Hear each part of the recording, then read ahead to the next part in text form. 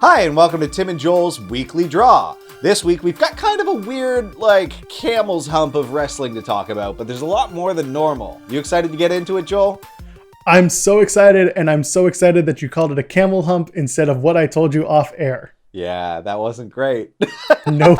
I'll let the people decide at home what I may have said. And instead, I'll just tell you at the top that you can check us out over at timandjoelpod.com every single week. Thursdays, 8 p.m., Tim and Joel Call It in the Ring. That is our show that we do outside of this show that we enjoy doing here at PW Unlimited. But for now, timandjoelpod.com. Come check us out, subscribe, do the whole thing. Shall we get started with WWE Raw? WWE! Yeah. Let's do it. Bray Wyatt and friends are going to be in the Thunderdome live, which we've seen before, not in the Thunderdome, but back in the PC days, which WWE doesn't talk about anymore, we had the puppets come around. They're starting to leave the Firefly Funhouse, Tim. They're starting to make their appearances outside in the wild. So who do you think is going to show up first? The puppets? Oh man, I don't even know all their names. The Vulture. The Vulture right, Mercy will show up first. That's Mercy. Okay, Mercy the Vulture. Isn't there a weird rag doll, with the stripy legs? Am I imagining that? Are you thinking about the pig, Huskus? Oh, no, there is the pig. No, I thought there was a little lady doll. Oh, you're talking Abby? Abby, yeah. Oh yeah. No, she looks like a Wednesday Addams type, right? Yeah. Yeah. So then Abby. Then we'll go with the pig. Okay, there's Huskus. And then that horrible rabbit thing. Ah, yes. I forget his name right now. Yeah, and then I think the rest of them kind of cycle in and out as they get murdered, right? Yeah, exactly. And I'm going to assume that Friendship Frog makes a deadly appearance with Bray Wyatt. Kind of gurgling, oozing stuff and looking all gross again. You know what they really could do? They could use, the Thunderdome screens for this now, right? They could. I have a feeling they're just going to have them pop up on the guardrails again. That's less exciting. They should leverage those screens. I mean, I think they should leverage what they did last week and start doing pre-taped endings to Raw. Yeah, would be a wonderful. lot more exciting. And they could really mess with the supernatural stuff. That's right. Well, a little more exciting for you. Our favorite wrestler, Lana. She'll be in action against, there you go. She's going to be facing Nia Jax. The four women, two teams marching on to TLC this Sunday. That's one hell of a way to tell a story, I guess. Have everyone pair off, team up. I would have thought that Lana and Nia would eventually be, a pay-per-view match. Not, but whatever. Okay. I guess we'll see it this week. It'll probably end in a DQ and Lana going through a table, and then. Have they said it's a tables match for the tag titles yet? Not yet, and I think that's because we have other stipulation matches at TLC. Oh my god. Okay. It seems very appropriate, but whatever. No, but I think you're right. I think they're going to go that route by the end of the night. Okay. I think we'll have Nia put Lana through a table, and then they'll say this is going to be a tables match, and some tomfoolery happens, and either we have new Raw Tag Team Champions at TLC, or we don't, which is what I'm leaning towards. But we'll do our predictions next week. It writes itself. Yeah, and you know what? This Monday night is the beginning of the go-home week to TLC, so our predictions will be next week on PW Unlimited. Until then, let's go up the parabola and up to NXT, where KARRION KROSS, who made his return last week, is back in action, and I'm sure Damian Priest won't be too far behind, Tim. What do you think is going to happen with those two? It looks like they're going towards a confrontation, which to me is a little bit surprising, considering that good ass promo that KARRION KROSS cut just before he had to leave for a bit. I'm happy to delay it because I think it's a good fight coming, a brewing, but it does feel kind of odd that he's decided to go for Damian first. We'll see why KARRION KROSS is going after Damian Priest, but also you got to climb the card somehow. You can't just start at the top, right? I mean, then don't cut that promo. But I'm still giving them room to write a good explanation for it, and I guess I'll wait and see what KARRION has to say. We're telling stories here, yeah. And the next story is them. I trust NXT more than anyone else. So take it to the bank, folks. Toni Storm taking on Rhea Ripley.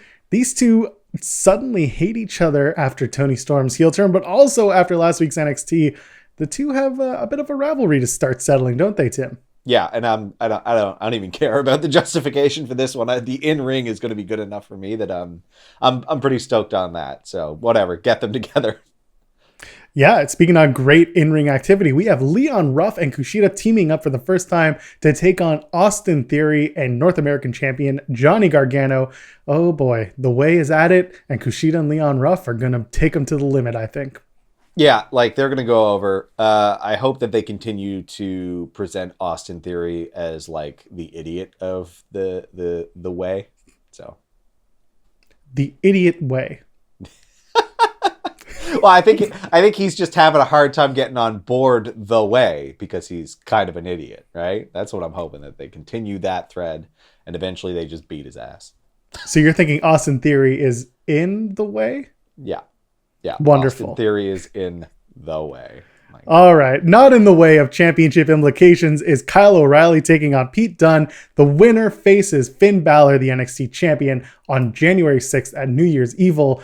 That's going to be a hard-hitting affair. I'm excited for that one, aren't you, Tim? Very. I'd be happy with either result. I have a feeling they're going to like give it to Pete Dunne since, you know, Kyle and Finn just broke each other, which kind of screwed up plans a little bit. So great match. Would love to see it repeated a little later on. But yeah, I think they're going to play it safe and give it maybe to Pete this time. NXT has a bit of a problem where they do these matches, they run them, and then someone interferes, and all of a sudden Regal comes out and makes it a multi-person match. You're right. I'm hoping we don't see it this time. I'm on your side. I want to see one-on-one Finn Balor versus either Kyle or Pete. Yeah. Let's do that. Let's have one hell of a match between those two. Let them work. We'll find out on NXT this Wednesday. Or maybe you're going to watch AEW Dynamite on Wednesday instead. Or you're going to watch both like I do, which... That's a lot of work. It's an insane thing to do. Well, Insane is a 7-on-7 tag team match. What? Signed by Tony Khan. Yes. All right, let's talk about it. The entire Inner Circle takes on the team of Top Flight, Brandon Cutler, Varsity Blondes, and Best Friends. They're going to be touching. Like, they're going to work all the way around the other side of the ring and be, like, within touching distance. We've seen bigger. We've seen 10-on-10 matches. Oh, man. It's been a while, though. It has. One hell of a way to kick off Dynamite, I would say. Yeah, that sounds good. I mean, yeah. Part of me feels like it's just going to be Brandon Cutler getting pinned.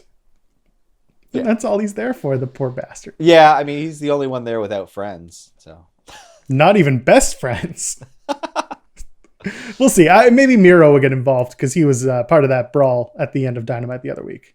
Oh, he was, yeah. Last week, yeah. Well, let's move along. We've got SCU taking on the Acclaimed. Again, the Acclaimed on the ascent here in AEW, and SCU, obviously the older tag team with a lot of experience. Looking forward to Daniels and Kazarian versus the Acclaimed. Yeah, whatever. It's just to put the Acclaimed over. I don't know. Let them build. That's fine with me. I'm gonna hold you to your statement that they're actually good wrestlers, because after that rap, I don't know. Hey, listen, there's a difference. If you can talk and you can wrestle, some people can't do both. Some people need to learn to do one over the other. Give it some time. The Acclaimed, they've got something going. I'm gonna see. We'll find out on Wednesday. All right. Well, you know who's got something going, and that is Dark Order's John Silver and Alex Reynolds as they team with Hangman Adam Page. No. Yes. Excited for that. They're going to take on Hardy Party, also known as Matt Hardy and Private Party. That is going to be a match that is going to be filled with comedy and filled with a little bit of intrigue, because who knows where Adam Page will land. Dark Order is making a play, Tim. Who knows how Hardy's going to go? Like, he's giving me gimmick whiplash with how much he keeps changing who he is. Are Hardy Party the heels? Are going to be the heels eventually? Where is Brody Lee? Do you know that? I don't know where he is. Nobody knows where Brody Lee is. What is off going the record? On the record, he's on sabbatical, Tim. He's taking some time for himself. He's up in the studying? He's up in the mountains and just finding himself. Yeah, I don't know. The AEW locker room is starting to confuse me a little bit. Well, let's talk a little bit more confusion as Cody Rhodes takes on Angélico from What? TH2. Why? Yeah, I don't know the answer to that one either. Okay, I have nothing to say because there's no narrative reason why that's happening. So I guess Cody just wants to do cool stuff with Angélico, which hopefully it's cool. I don't know. I'm sure he just wants to make the center entrance. It's going to be a match where Angélico is going to give it his all, and Cody's going to work at 0.77 speed because that's what he does. So works for me. At 9:30, you will see Serena Deeb and Big Swole team up to take on IVELISSE and Diamante. This match, by the way, is not currently on the AEW website on their preview, but every single match we're running down is, even though that match that I'm talking about right now that will air at 9:30 p.m. Eastern, that was announced on Wednesday. it also stands to be the best match on the show, but whatever. Yep. Like it's going to be really good. AEW. All right. Come on. Sting will appear live. Everyone loves that. Not really worth announcing at this point. Given his promo last week, I assume he will appear live every week for the foreseeable future. Tim, who will Sting hug this week? I don't know. Hopefully Taz. I feel like he needs a hug. Or Hook. Oh, maybe it's a group hug. Yeah, big group hug. Yeah. Bring it in. Well, someone who's not going to be giving any hugs anytime soon, Kenny Omega, the AEW champion, will be taking on our favorite, Joey Janela, in an AEW World Title Eliminator match. No DQ, anything goes. If you recall, back when the AEW World Title Eliminator tournament was on, these two were supposed to match up, but Janela was unable to perform because of COVID-19 concerns. He was not positive. He was around people who may have tested positive. So now we're going to get Omega Janela. That's our dream match. Unfortunately, we know how it's going to end. Yeah, he's being fed to Omega at this point, right? Like Kenny's they got to keep that trend of his dominance. So he's going to do to Joey what he did to Sonny, which is disappointing to me because I feel like this could be a very, very good match. It'll last longer because of the no DQ stipulation and because Joey Janela is willing to put himself through all hell to make someone smile. So let this be the night where Mox comes back and costs Omega the world title, and we're looking at Joey Janela, AEW World Champion. that sounds hilarious and awesome. And I don't know. Maybe Kenny's bitten off more than he can chew. He's got two titles to defend two titles to defend right now, and he's working his way towards a third, maybe. So it's a lot of Speaking work. of which, put on one man.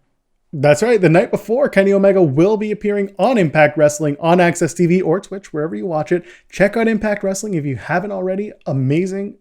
Always worth the fun. And by the way, Omega on Saturday night was at the AAA Triple Mania show, and he defended successfully his Mega Campeon Championship against Laredo Kid.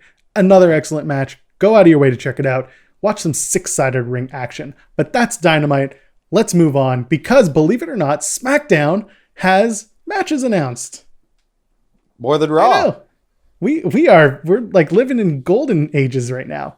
The SmackDown Tag Team titles will be on the line as the Street Profits, the champions, take on Dolph Ziggler, Bobby Roode. What you got, Tim? Why? Like, why do they keep doing these championship matches? Titles aren't changing for some reason. They can't even throw that much of a loop. Like, what? Isn't this going to be on TLC? Or at least the kickoff show for TLC? We say it every month. Yeah, so I'm expecting a false finish in this, and then they run it back one more time. Because they did the 1v1s for most people. I guess they could do Bobby Roode versus... oh my God, what's his name? The one who isn't Montez Ford. Angelo Dawkins. Yeah. So, you know what? I will give a shout out to the Street Profits to Tez because this past week on Talking Smack, they had a very, very good promo and it was a very serious one. Tez getting serious was a real thing. And if you're not watching Talking Smack for this stuff, you should probably check it out. There's some really, really fun and interesting character development that goes on. No, they're phenomenal. And it's frustrating that